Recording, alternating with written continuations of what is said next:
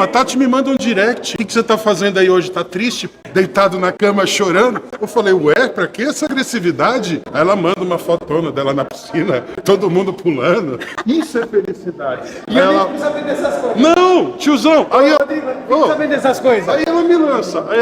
Ela não fala pra mim que ela fez Aí ela me lança. Nós vamos no meio do ano pra Disney. pra Ibiza. Arruma uma mulher decente pra fazer no casal. Arruma uma mulher. Aí ela colocou parênteses assim: decente pra você e conosco pra Ibiza. Ai, meu Aí Deus eu do peguei e céu. falei: porra, Tati, mas pra Ibiza? Você quer que eu leve uma mulher pra Ibiza, um lugar de gente solteira? É tipo ir pra churrascaria e levar marmita. Meu Deus do céu, cara. Eu fui pra Ibiza, eu fui muito feliz, seu idiota. Levou marmita. Hã? Sempre. Meu Por amigo. isso que ele é fitness. Presta atenção. Você anda no pântano. O que você come no pântano? Entendeu?